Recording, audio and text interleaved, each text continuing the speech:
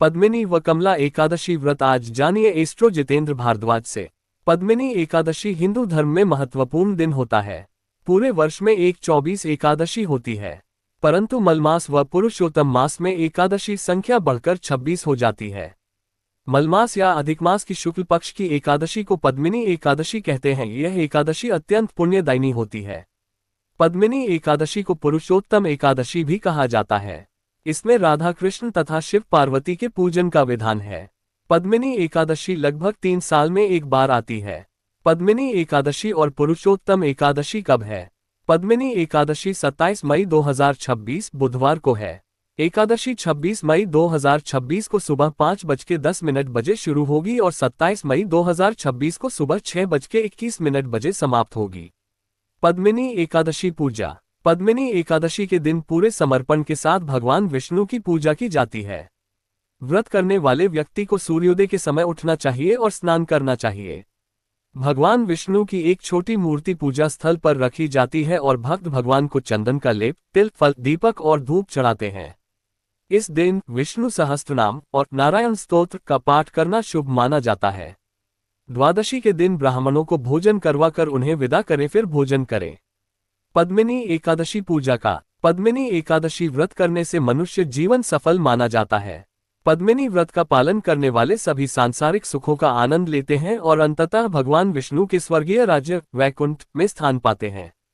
एकादशी का महत्व। एकादशी को आध्यात्मिक प्रथाओं के लिए सबसे शुभ दिनों में से एक माना जाता है। ऐसा माना जाता है कि इस दिन मन स्वाभाविक रूप से आध्यात्मिक गतिविधियों की ओर झुकता है, जिससे प्रार्थना, ध्यान और भक्ति पर ध्यान केंद्रित करना आसान हो जाता है। हिंदू शास्त्रों के अनुसार एकादशी व्रत का पालन करने से शरीर से विषाक्त पदार्थों और मन से नकारात्मक विचारों की सफाई होती है।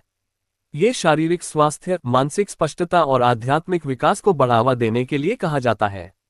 प्रत्येक एकादशी एक विशिष्ट देवता से जुड़ी होती है और इसके अद्वितीय लाभ होते हैं।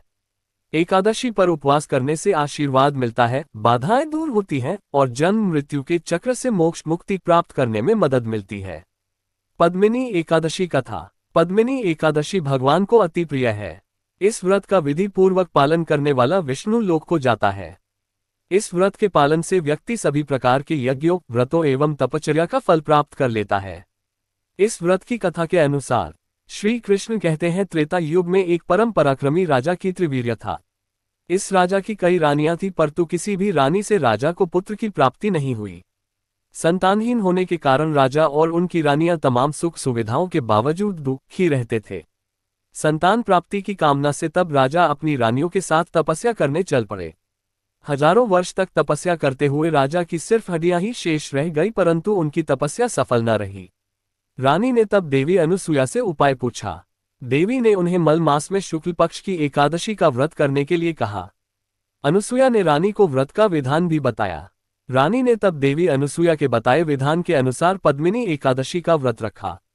व्रत की समाप्ति पर भगवान प्रकट हुए और वरदान मांगने के लिए कहा। रानी ने भगवान से कहा, प्रभु आप मुझ पर प्रसन्न हैं तो मेरे बदले मेरे पति को वरदान दीजिए। भगवान ने तब राजा से वरदान मांगने के लिए कहा।